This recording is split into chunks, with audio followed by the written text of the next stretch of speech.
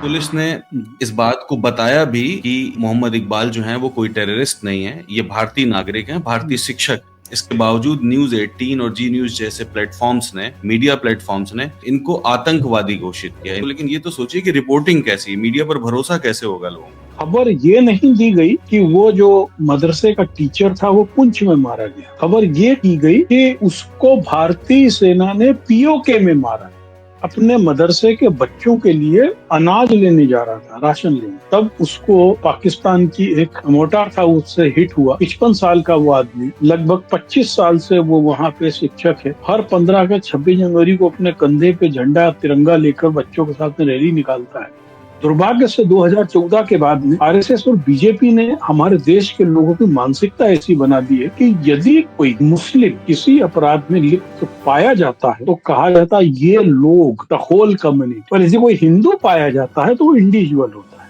क्योंकि उत्साहित है हमारे लोग मीडिया के, जिन्होंने बता दिया कि हमारी फौज 60 किलोमीटर अंदर पीओके में घुस गई है, जबकि ईमानदारी से हमारी फौज 60 किलोमीटर एलओसी से भी दूर थी। हमने जो माफी मांगी वो तो किसी ने नहीं देखी। और पूरे देश के करोड़ों लोगों के हाथों हाथ से व्हाट्सएप पे पहुंच गया कि मदरसे का मौलाना जो आतंकवादी था, जो 2019 के पुलवामा अटैक में शामिल था, वो पीओके में भारतीय फौज ने मार दिया। तो उसकी सफाई आई, वो कितने मीडिया चैनल ने दिखा दी, उस पर कितनों ने चर्चा किया। तो वो परिवार तो ताज जिंदगी ये नासूर लेके अपने साथ घूमेगा। ये है कि क्या ये लोग जानबूझ के करते होंगे या इनके पास इतना सूचना तंत्र भी नहीं है। पूरे देश में एक संप्रदाय के प्रति घृणा की मानसिकता उपजे, इसके लिए जानबूझ करके साजिश की जाती है। अभी बहुत सारे लोग पकड़े जा रहे हैं पाकिस्तान से कथित जासूसी में। तो यादव जी भी हैं, मिश्रा जी भी हैं, शुक्ला जी भी हैं, सिंह साहब भी है, खान साहब भी हैं, कुरैशी साहब भी हैं। लेकिन जब खान साहब और कुरैशी साहब पकड़े जाते हैं, कहा ये लोग ऐसे होते हैं, और यादव जी और मिश्रा जी पकड़े जा रहे हैं तो उसकी चर्चा ही नहीं होती कि क्या समूचे यादव होते हैं, या समूचे हिंदू होते हैं, या समूचा हरियाणा होता है, या समूचा पंजाब होता है। लेकिन जब कश्मीर की मामला है तो पूरे कश्मीरी ऐसे हैं, पूरे मुसलमान ऐसे हैं, पूरे टोपी दाढ़ी वाले ऐसे हैं, पूरे मदरसे वाले ऐसे हैं। और आप सोचिए, ये पार्टियां धर्म के आधार पर वोट तो मांगती हैं, लेकिन श्रद्धालुओं की सुरक्षा से इन्हें कोई लेना देना नहीं है। ये घटना इतनी सी नहीं है, उसके एक दिन पहले भी पुरी में 700 लोग घुटन और गर्मी से बेहोश हो गए थे। हमारे लिए हर आने वाला व्यक्ति एक बिजनेस है। तो और इंसान की कीमत जीडीपी पे है। यदि किसी दिन 2 करोड़ लोग मर जाएं तो जीडीपी बढ़ेगी, क्योंकि 2 करोड़ लोगों का अस्थि बिक गई, कपड़े बिक गए, मुर्दनी का सामान बिक गया, जलाने को लकड़ी बिक गई। लोग मरे, उससे हमें कोई वास्ता नहीं है। समस्या आरएसएस तो ठीक है, मान लीजिए आरएसएस तो कोई ऑर्गेनाइजेशन ही नहीं है, रजिस्टर्ड तक नहीं है, जो भी उसका वजूद हो। लेकिन जो हमारा उपराष्ट्रपति है, भारत का उपराष्ट्रपति है, जो संवैधानिक पद पर है, जिसने संविधान की शपथ ली है, वो कह रहा है कि ये सेकुलर और सोशलिस्ट शब्द जो है वो सनातन की आत्मा के खिलाफ है। अरे संविधान के सनातन की आत्मा से क्या लेना देना है? जितने भी इस समय उपराष्ट्रपति या गवर्नर है, वो संविधान के अकॉर्डिंगली काम वो नहीं कर रहे हैं। उपराष्ट्रपति जी के लिए तो शर्मनाक है सब कुछ, क्योंकि वो तो एनार्किज्म के, राजतंत्र के समर्थक हैं। वो तो चाहते हैं कि इस देश में तानाशाही लागू हो जाए या एक राजा बन जाए, ये भी उप राजा टाइप हो जाए। इनको सीमा न रहे कुछ भी अपने कुकर्म करने की, किसी को कुछ भी बोलने की। जिस तरीके से वो सदन को चलाते हैं वो एक घटिया तरीके से चलाते हैं। उनको अपने पद की गरिमा का कभी ध्यान नहीं रहा है। संविधान में कहीं नहीं लिखा है कि 3/4 हो चाहे कंप्लीट बहुमत हो, 542-43 में आपके सारे सांसद आपके ही हो। लेकिन इसका मतलब ये नहीं कि तब भी आप आधारिक ढांचे को तोड़ सकते हैं। ये तो कहीं नहीं लिखा हुआ है। भारत जैसा देश जहाँ संसाधनों की कमी नहीं है, जो ना युद्ध में है, इसके बावजूद वहाँ 14 लाख बच्चे ऐसे हैं जिनको डीपीटी का टीका ही नहीं लगा है, जो इनिशियल इम्यूनाइजेशन है। बिल्कुल, यदि एक आदर्श राज्य होता तो वो ये कहता कि यदि किसी विद्यालय में एक भी बच्चा है तो वो विद्यालय खुलेगा और उसमें शिक्षक जाएगा। सरकारी महकमों ने कभी ये स्टडी की कि कितने क्लर्क्स और कितने बाबू ऐसे हैं जिनके पास महीने में 2 घंटे का काम भी नहीं होता है। हमारे मिनिस्टर्स क्या काम कर रहे हैं, मिनिस्टर्स का ऑफिशियल वर्क क्या है, उनके कभी वर्किंग आवर्स जोड़ के देखें और उनके ऑफिसेस पे होने वाले एक्सपेंडिचर को जोड़ा है कभी? लेकिन एक प्राइमरी और मिडिल स्कूल में हम जोड़ते हैं सब चीजें। सोचिए कि राइट टू एजुकेशन है, फंडामेंटल राइट है, 21A जोड़ा गया संविधान में। इसीलिए जब आप स्कूल बंद करते हैं जो बिल्कुल क्लोज प्रॉक्सिमिटी में, 100 मीटर 50 मीटर की प्रॉक्सिमिटी में, जब वहां बच्चे नहीं जा रहे हैं, तो सोचिए जब आप स्कूल को मर्ज करेंगे और 3 किलोमीटर 4 किलोमीटर दूर स्कूल होगा तो कौन सा बच्चा जाएगा? एक तरीके से देखा जाए तो आप राइट टू एजुकेशन को हतोत्साहित कर रहे हैं। आपने जिस दिन स्कूल बंद किया कोई, वहाँ का मतदान केंद्र भी बंद हो गया। दूसरे वजरे टोले में वोट देने के लिए SC ST का आदमी, और वो भी अब तो मुसलमान, जाने की हिम्मत नहीं करता। के लिए पूरी प्लानिंग है कि अर्बन वोटिंग परसेंटेज को बढ़ा के रखा जाए और रूरल परसेंटेज को कम से कम किया जाए, क्योंकि अर्बन वोटर जो है वो जय श्री राम में मस्त है, तो आंख बंद करके कमल में मुहर लगाता, ऑपरेशन सिंदूर की जय जयकार करता है कि भाई साहब हमारे जहाज कितने गिर गए थे, हमारे जहाज का पैसा तो हमारी जेब से गया है। जिस रफाइल को लेकर पूरा बदनामी हुई, बर्बादी हुई, और रफाइल यदि इतना कमजोर है, पाकिस्तान सरी का छतंगी देश हमारे जहाज को गिरा देता है, तो उसकी क्या कीमत है भाई हमारे लिए। भारतीय सेना के अफसर ने ये क्यों कहा कि हमारे ऊपर राजनीतिक दबाव था? अगर प्रधानमंत्री नरेंद्र मोदी और उनकी सरकार खुल के पाकिस्तान के ऊपर हमला करना चाहती थी, खुलकर आतंकवादियों के खिलाफ हमला करना चाहती थी, तो हमारी सेना पर ही क्यों दबाव डाल रही थी?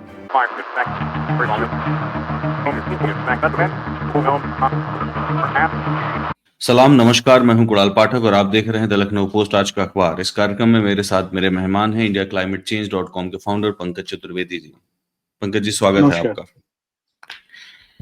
पंकज जी, पहली खबर हम लोग लेंगे मोहम्मद इकबाल की। मोहम्मद इकबाल के बारे में बहुत अच्छी रिपोर्टिंग तो नहीं हुई है। ये ऑपरेशन सिंदूर के दौरान पाकिस्तानी जो हमला हुआ था, जो पाकिस्तान ने रिटेलिएट किया था, तो पुंछ में मारे गए थे। पुंछ पुलिस ने इस बात को बताया भी कि ये मोहम्मद इकबाल जो हैं वो कोई टेररिस्ट नहीं है, ये भारतीय नागरिक हैं, भारतीय शिक्षक। इसके बावजूद न्यूज 18 और जी न्यूज जैसे प्लेटफॉर्म्स ने, मीडिया प्लेटफॉर्म्स ने रिपब्लिक इन्हें, भी है। हाँ रिपब्लिक भी है, इनको आतंकवादी घोषित किया। इनको बताया कि ये प्रॉपर एक आतंकवादी, और सबसे खास बात ये है कि ये इतना पीछे चलेगा इनको ट्रेस करते हुए कि 2019 के पुलवामा हमले से भी इनको जोड़ दिया मोहम्मद इकबाल को। मैं ये सोचता हूँ कि ये कैसी रिपोर्टिंग है। ऑल दो इनके खिलाफ FIR हो गई है, लेकिन ये तो सोचिए कि रिपोर्टिंग कैसी है, मीडिया पर भरोसा कैसे होगा लोगों को? इसमें दो तीन चीजें मैं बताऊं। जी। ये अकेले एक व्यक्ति के बारे में गलत सूचना नहीं थी, ये विशुद्ध गलत सूचना थी। खबर ये नहीं दी गई कि वो जो मदरसे का टीचर था वो पुंछ में मारा गया। खबर ये की गई कि उसको भारतीय सेना ने POK में मारा है। आप ये जानिए, ठीक है। वो बेचारा अपने मदरसे के बच्चों के लिए अनाज लेने जा रहा था, राशन लेने। तब उसको पाकिस्तान की एक जो मोटार था उससे हिट हुआ। 55 साल का वो आदमी, लगभग 25 साल से वो वहां पे शिक्षक है। हर 15 अगस्त 26 जनवरी को अपने कंधे पे झंडा तिरंगा लेकर बच्चों के साथ में रैली निकालता है। और असल में उन मीडिया चैनल्स का उद्देश्य एक व्यक्ति को मरा हुआ दिखाना नहीं था। उन्होंने दो चीजें दिखाई, एक टोपी वाला दाढ़ी वाला, और दूसरा दिखाया कि मदरसे का शिक्षक। दुर्भाग्य से 2014 के बाद में RSS और बीजेपी ने हमारे देश के लोगों की मानसिकता ऐसी बना दी है कि यदि कोई मुस्लिम किसी अपराध में लिप्त पाया जाता है तो कहा जाता है ये लोग, द होल कम्युनिटी। पर यदि कोई हिंदू पाया जाता है तो वो इंडिविजुअल होता है। जबकि भारतीय दंड संहिता के अनुसार दोनों में धारा बराबर लगती है, लेकिन सामाजिक रूप से हम एक पूरी कौम को कटघरे में खड़ा करते हैं। इस खबर का असल उद्देश्य यही था। हम कह रहे थे हमने ऑपरेशन सिंदूर में बहुत सारे आतंकवादी मार डाले, लेकिन न तो किसी के नाम थे, न चेहरे थे, न उनके अपराध थे। स्केच तक गलत तो जारी हम किए पंकज जी, तो स्केच तक गलत। हमारे जो वो एक अलहदा मसला चल रहा है, वो NIA का मसला है। इसमें तो आप सोचिए कि चूंकि उत्साहित है हमारे लोग मीडिया के, जिन्होंने बता दिया कि हमारी फौज 60 किलोमीटर अंदर POK में घुस गई है, जबकि ईमानदारी से हमारी फौज 60 किलोमीटर LOC से भी दूर थी। समझ रहे आप? हमने कराची में कब्जा कर लिया था। इस्लामाबाद में तो जी न्यूज ने अपना संवाददाता नियुक्त कर दिया था। तो ये जो अति उत्साह नहीं है, ये मानसिकता है, घिनौनी मानसिकता। कैसे भी करके इस देश के मुसलमानों को सवाल के घेरे में खड़ा कर। और जो आदेश पुंछ के डिप्टी जो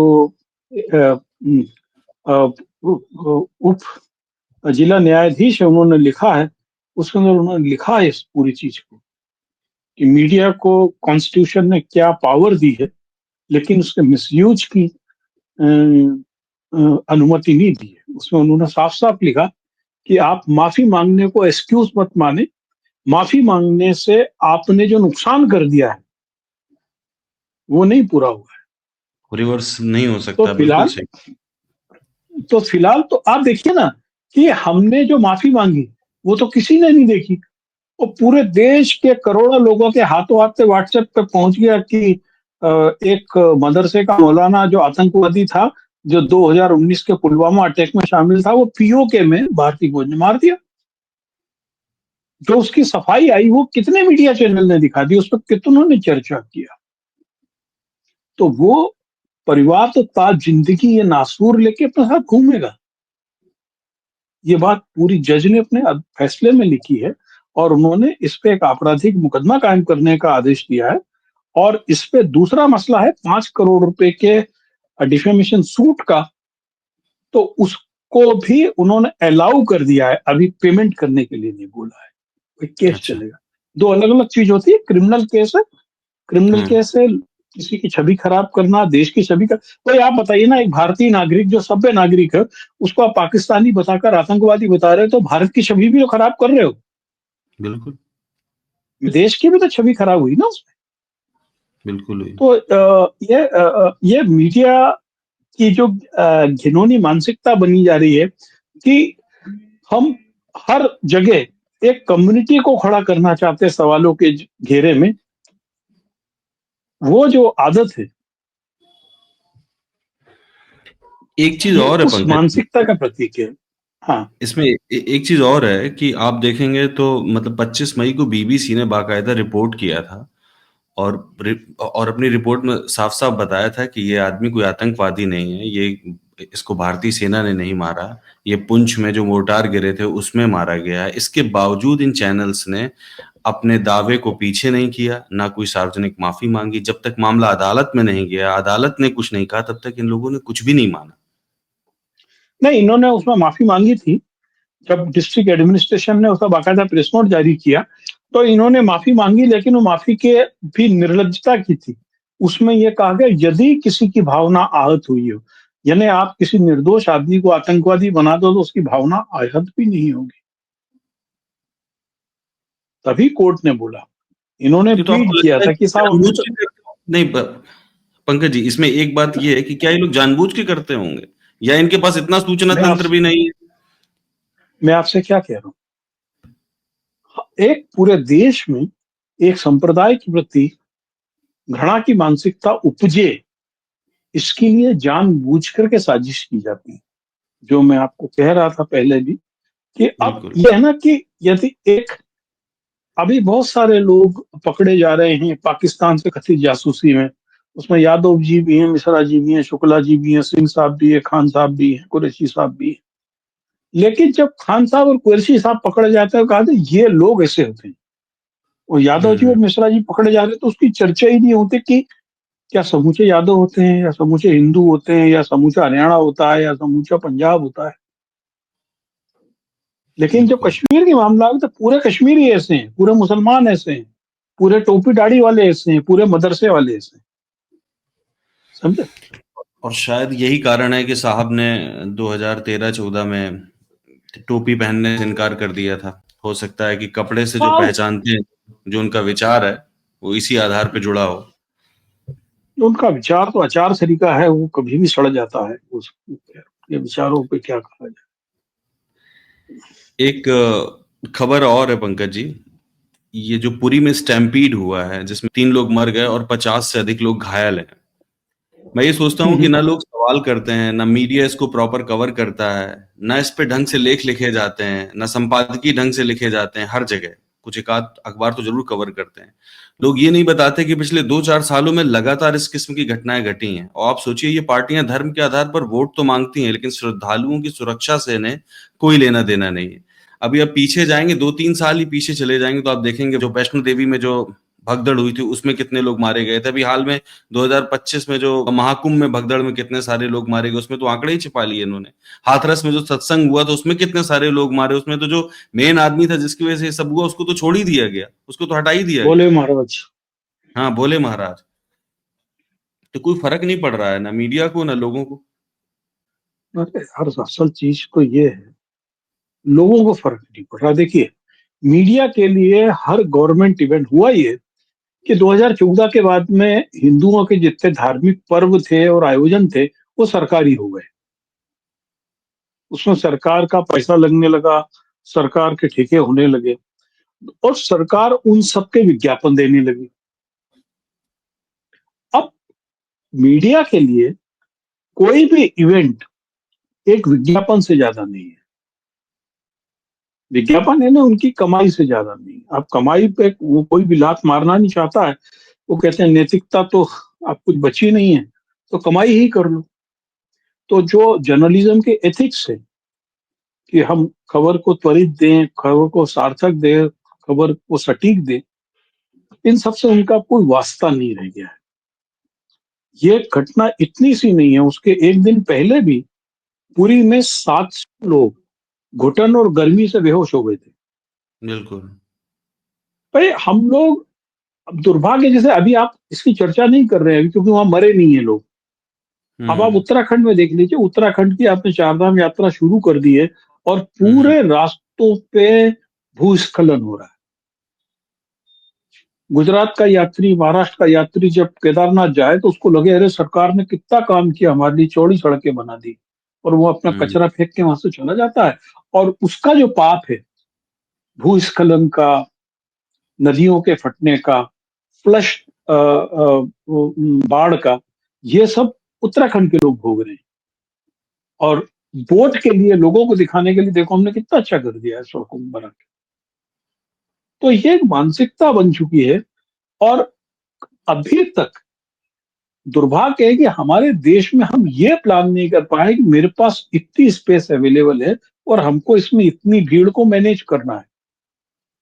जो बेंगलुरु में भी हुआ था स्टैम्पेड, वो भी एक धार्मिक ही है, लोगों के लिए क्रिकेट धर्म है। हाँ हाँ, सही ठीक बात। है। तो बिल्कुल। असल चीज है कि हम ये अभी तक प्लान नहीं कर पा रहे। हमारे लिए हर आने वाला व्यक्ति एक बिजनेस है। इलाहाबाद में बताया गया कि नंद गोपाल नंदी की दुकानों पे इतना कपड़ा बिकेगा, उसकी दुकानों पे इतना नारियल बिक जाएगा, उसकी दुकानों पे इतना समोसा बिक जाएगा, और इस तरीके से हमारी जीडीपी बढ़ जाएगी। तो अब इंसान की कीमत जीडीपी पे है। यदि किसी दिन 2 करोड़ लोग मर जाएं तो जीडीपी बढ़ेगी, क्योंकि 2 करोड़ लोगों का अस्थि बिक गई, कपड़े बिक गए, मुर्दा मुर्दनी का सामान बिक गया, जलाने को लकड़ी बिक गई। तो लोग मरे उससे हमें कोई वास्ता नहीं है। हम क्यों नहीं प्रबंध कर पा रहे कि मेरे पास इतनी स्पेस है और मैं इतने लोगों को एंटरटेन कर पाऊंगा। इलाहाबाद में तो बड़ा हल्ला कर दिया था कि मुफ्त में जाओ ट्रेन में। योगी योगी जी, मोदी जी ने ट्रेन फ्री कर रखी है। बिहार हम्म। की ट्रेनों से लोग फ्री में भर भर के आए थे, है ना। अभी भी पुरी में यही हुआ कि पहली बार बीजेपी की सरकार है, रतो चले हूँ, चक्कर चले हूँ, तो सब जुड़ गए उसमें, है ना। लेकिन व्यवस्था नहीं की भीड़ है। जोड़ी को। एक तरफ व्यवस्था नहीं कर रहे हैं, दूसरी तरफ धर्म के नाम पर वोट भी मांग रहे हैं, और तीसरी बात ये भी है कि धर्म के नाम पर ही संविधान को मलिन करने की कोशिश कर रहे हैं। आप देखिए, पहले दत्तात्रेय होसबाले जो आरएसएस के महासचिव हैं, पहले वो कह रहे हैं कि सेकुलर और जो सोशलिस्ट शब्दों को हटा देना चाहिए, क्योंकि ये अंबेडकर के शुरुआती संविधान में नहीं थे। मतलब अंबेडकर के शुरुआती संविधान में तो वो संशोधन भी नहीं थे, 106 संशोधन हुए, उसके बाद से वो भी नहीं थे, तो इस 106 आधार पर संशोधन हो गए। इसका मतलब पूरा संविधान हटा देना चाहिए। अब सबसे बड़ी समस्या, आरएसएस तो ठीक है, मान लीजिए आरएसएस तो कोई ऑर्गेनाइजेशन ही नहीं है, रजिस्टर्ड तक नहीं है, जो भी उसका वजूद हो, लेकिन जो हमारा उपराष्ट्रपति है, भारत का उपराष्ट्रपति है, जो संवैधानिक पद पर है, जिसने संविधान की शपथ ली है, वो कह रहा है कि ये सेकुलर और सोशलिस्ट शब्द जो है वो सनातन की आत्मा के खिलाफ है। अरे संविधान का सनातन की आत्मा से क्या लेना देना है पंकज जी? आपको लगता है कि जितने भी इस समय उपराष्ट्रपति या गवर्नर्स हैं, वो संविधान के अकॉर्डिंगली काम कर रहे हैं? वो नहीं कर रहे हैं। और संविधान की मूल भावना में धर्मनिरपेक्षता लिखा हुआ है। कौन कहता है नहीं लिखा है? अनुच्छेद 14, जो 15, अम्बेडकर का 16, 25 संविधान और है 30 उसी में लिखा हुआ है। ये बिल्कुल। तो प्रियम्बल में दो शब्द शामिल कर दिए, इसका मतलब ये नहीं कि वो अलग से ला के किए गए। पंथ निरपेक्षता और सामाजिकता, ये दोनों शब्द हमारे संविधान में पहले से ही है। जाहिर है हमारे उपराष्ट्रपति जी के लिए तो शर्मनाक है सब कुछ, क्योंकि वो तो एनार्किज्म के या राजतंत्र के समर्थक हैं। वो तो चाहते हैं कि इस देश में तानाशाही लागू हो जाए या एक राजा बन जाए, तो ये भी उप राजा टाइप हो जाए। इनको सीमा न रहे कुछ भी अपने कुकर्म करने की, किसी को कुछ भी बोलने की। जिस तरीके से वो सदन सदन को चलाते हैं, वो एक घटिया तरीके से चलाते हैं। उनको अपने पद की गरिमा का कभी ध्यान नहीं रहा है। वो जिस प्रकार से सदन में बीजेपी का समर्थन करते हैं, वो शर्मनाक है। और कभी किसी उपराष्ट्रपति ने ऐसा नहीं किया जो वो करते हैं सदन में बैठ के। लोगों का मजाक उड़ाना, लोगों को तुच्छता की बातें करना, अपने जो नियम है सदन के संचालन के उसी को नहीं मानते, तो इन लोगों से आप कोई उम्मीद मत करो।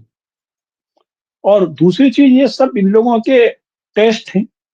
ह्यूमर टेस्ट होता है। आरएसएस हर समय, हर महीने 2 महीने में ह्यूमर टेस्ट करता है, कुछ पुर्ची फेंकता है, फिर वो सर्वे कराता है कि इस अफवाह का कितना असर हुआ, कितना पॉजिटिव हुआ, कितना नेगेटिव हुआ। उसके बाद में वो कुछ करता है, आगे बढ़ता है, फिर नई किस्म की पुड़िया फेंकता है। उनका एक अलग से डिपार्टमेंट है इसमें, गोएबल्स का, कि वो इस आरएसएस प्रकार का। की हरकतें करता है।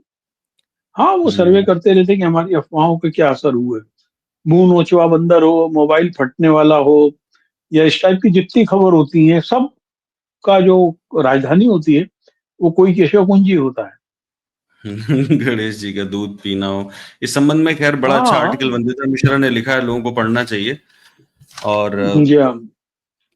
ये मुझे लगता नहीं कि जिस तरीके का सुप्रीम कोर्ट का रुख रहा है पंकज जी पिछले मतलब कई सालों से, सिर्फ केशवानंद भारती ही नहीं, बाद में तमाम अन्य जजमेंट भी हुए हैं, मुझे लगता नहीं कि इसमें सुप्रीम कोर्ट कभी भी इन शब्दों को हटाने के लिए राजी नहीं, होगा। वो तो स्पष्ट, कैसे आप कैसे हटा देंगे? हम्म। कैसे और हटा दूसरी देंगे? चीज, यदि आप कॉन्स्टिट्यूशन को मानते हैं, तो यदि आपके पास में उतना बहुमत है, तो उसके लिए प्रस्ताव लेके आओ। आपके पास 3/4 तो है ही नहीं। नहीं पंकज जी, संविधान में नहीं नहीं पंकज जी, अपने दर्शकों के लिए स्पष्ट कर दूं, संविधान में कहीं नहीं लिखा है कि 3/4 हो चाहे कंप्लीट बहुमत हो, 542 43 में आपके सारे सांसद आपके ही हों, लेकिन इसका मतलब ये नहीं कि तब भी आप आधारिक ढांचे को तोड़ सकते हैं। ये तो कहीं नहीं लिखा हुआ है।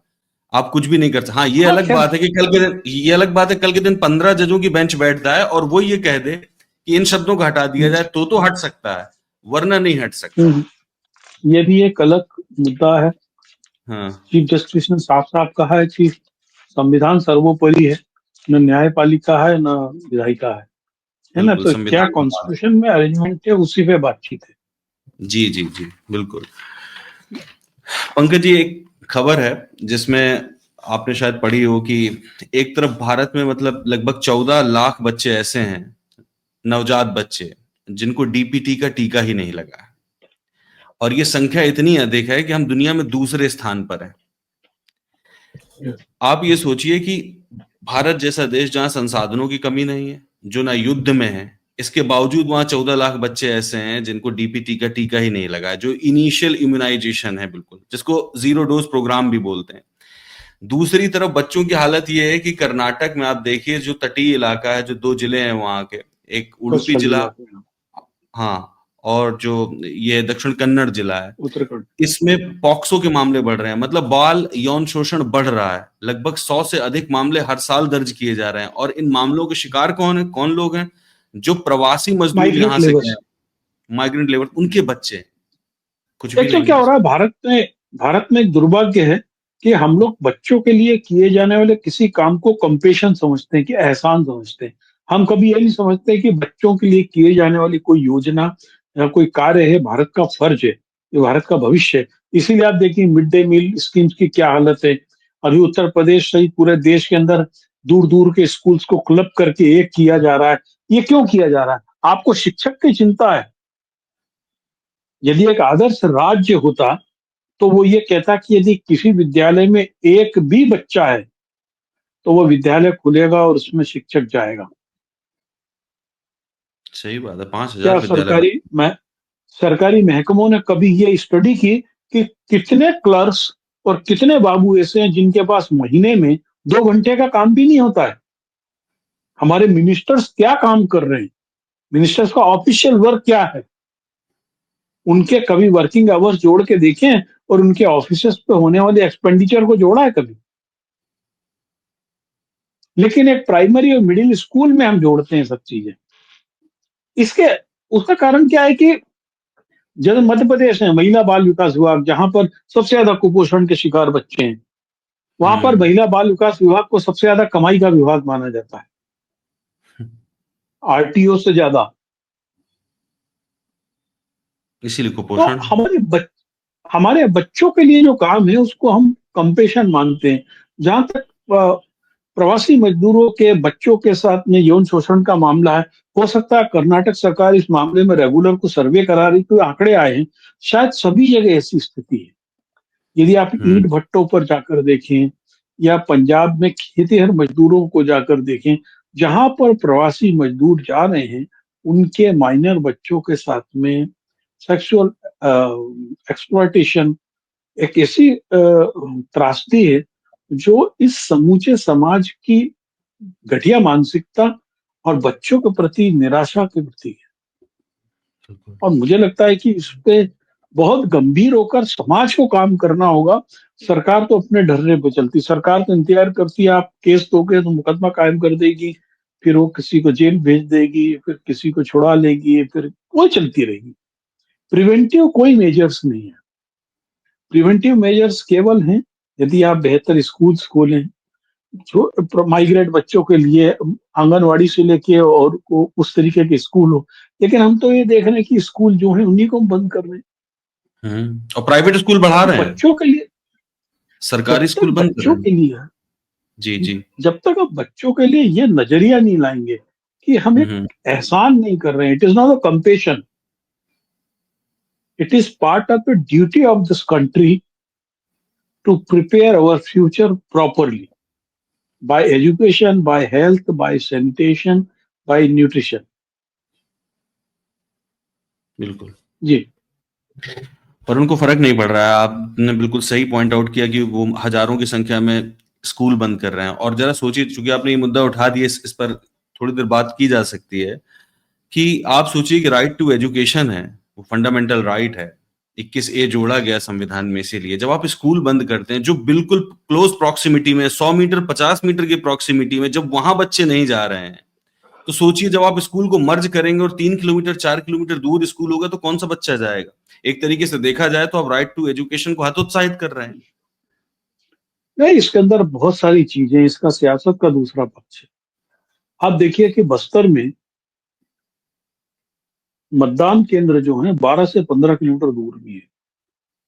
आपने जिस दिन स्कूल बंद किया कोई, तो वहां का मतदान केंद्र भी बंद हो गया। बिल्कुल सही बात है। दूसरे वजरे टोले में वोट देने के लिए SC ST का आदमी, और वो भी अब तो मुसलमान, वो जाने की हम्म। हिम्मत नहीं करता है।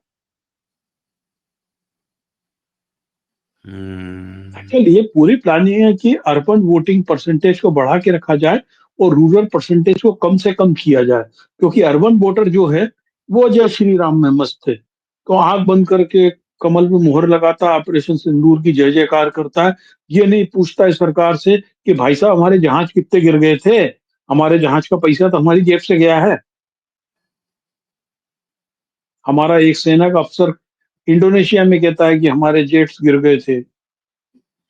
हमारा चीफ अरे, सीडीओ भी कहता है, सब विदेश में बोलते हैं, भारत में कोई नहीं बोल रहा। आप देखो।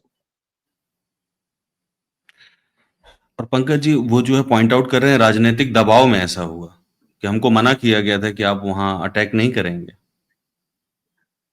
अब ये तो देखिए ना कि आपने बोल भी दिया कि हमारे जहाज गिर गए, आपने ये भी बता दिया कि हमारी जो राजनीतिक नेतृत्व कितना सशक्त है। उसने बोला था कि हम केवल आतंकवादी ठिकानों पे हमला करेंगे। जैसा एस जयशंकर ने पाकिस्तान के अपने काउंटर पार्ट को फोन करके बताया था कि भाई हमला तो कर रहे हैं हम, हम्म। है ना, लेकिन हम आप पे नहीं करेंगे, आप हमारे को कर देना। यानी इसका मतलब तो ये हुआ ना, if we extend the understood word. भाई आप बताओ, दुनिया में कौन सा ऐसा देश है जो अपनी सोवर्डिनिटी के खिलाफ आपको अनुमति देगा कि आप आओ और हमारे किसी जगह पे हमला कर दो और कह दो कि तो आतंकवादियों को ठिकाने थे, वर्ल्ड में एक्सपोज हो जाए पाकिस्तान कि वहाँ पाकिस्तान आतंकवादियों को ठिकाने थे और हम चुपचाप उसको सह के चुप बैठ जाएंगे। ऐसा होता है कोई क्या? नहीं, बिल्कुल। पर ये बेवकूफ समझते हैं ना भारतीय जनता को। उनको लगता है कि लोग आप कुछ भी सोचो खरीद कि लें। यदि वहां पर चर्चा हुई है भारतीय प्रतिनिधिमंडल के सामने कि हमारे 3 रफाल गिराए गए हैं, यदि ये हम्म। सच है तो आप सोचिए कि हमारा रफेल जो है, ये जो इसको कहा है कि एक इंडोनेशियाई विशेषज्ञ ने बोला है कि 3 रफेल, एक मिग 29 और एक सुखोई और एक द्रोण और 2S-400 लॉन्चर हमने गंवाए हैं। ये बताइए। अकेले कीमत नहीं है, कितने अरब रुपए का है। ये भारतीय सुरक्षा के साथ भी समझौता है। जिस रफाइल को लेकर पूरा बदनामी हुई, बर्बादी हुई, वो रफाइल यदि इतना कमजोर है कि पाकिस्तान सरी का शतंगी देश हमारे जहाज को गिरा देता है, तो उसकी क्या कीमत है भाई हमारे लिए। जिस रफाइल को तो बिल्कुल ही भाजपा ने बोला था तो रोहू का मूड है, जिसको खाते से आपकी बुद्धि बढ़ जाएगी हमें। हम्म? बिल्कुल। मुझे तो बस ये लगता है कि आखिरकार भारतीय सेना के अफसर ने ये क्यों कहा कि मेरे ऊपर मतलब हमारे ऊपर राजनीतिक दबाव था। अगर प्रधानमंत्री नरेंद्र मोदी और उनकी सरकार खुल के पाकिस्तान के ऊपर हमला करना चाहती थी, खुलकर आतंकवादियों के खिलाफ हमला करना चाहती थी, तो हमारी सेना पर ही क्यों दबाव डाल रही थी? सेना को मुक्त कर दिया गलत है जाता, वो। सेना को खुली छूट दी जाती, नहीं वो खुद तय करते। भाई, भाई यदि कोई हम पे हमला करेगा तो हम उसकी तैयारी तो करके जाएंगे ना। भाई बिल्कुल। इससे तो मैसेज साफ साफ जा रहा है कि जैसे कि हमने पहले से उनको बोल दिया था, देखो यार हम तो तुम्हारे हमला करेंगे तो हमको रिटेलिएट मत करना, और उन्होंने कर दिया जबरदस्ती झूठ बोल के। हम्म। जो बात जयशंकर ने बोली थी कि हमने पहले से बता दिया हम्म। नहीं तो है, राष्ट्रीय लेकिन सुरक्षा पाकिस्तान संभाल ने रहे हैं कि ये, नहीं मेरे नहीं समझ में आता कि ये लोग राष्ट्रीय सुरक्षा संभाल रहे हैं या मोहल्ले में लुका छुपी का खेल खेल रहे हैं। आखिर ये देखिए क्या है, राष्ट्रीय सुरक्षा। मुझको तो ऐसा लगता है कि बहुत सारी चीजें नूरा कुश्ती तरीके की इन्होंने, है हम्म। ना। उसके अंदर ये हो कि वो आसिफ मुनीर इंडिया के खिलाफ माना नहीं और वहां का राजनीतिक नेतृत्व मान चुका था कि चलो ठीक है थोड़ा बहुत गिरा देना। वो आसिफ मुनीर माना नहीं, शहबाज नवाब की शरीफ की बात, और उसने रिटेलिएट करा दिया। जो स्टोरी है हम्म। वो इस तरीके की है ना। क्योंकि ये तो हमारे डोभाल जी के तो बड़े अच्छे संबंध है पाकिस्तान में हर तरीके के लोगों से।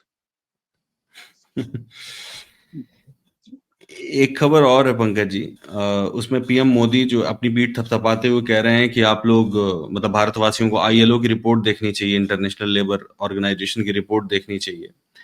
और वो रिपोर्ट ये कह रही है कि भारत में 95 करोड़ लोग कम से कम किसी एक सोशल सिक्योरिटी स्कीम के तहत ले आए गए हैं।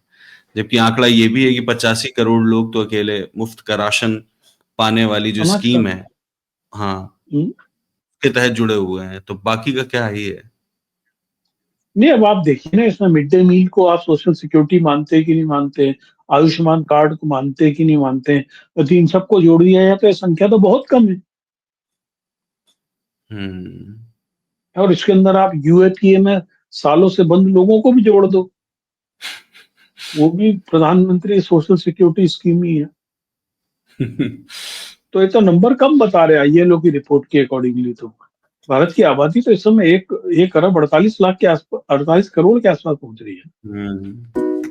1.4 बिल्कुल। ठीक है पंकज जी, इस बातचीत को यहीं खत्म किया जाए।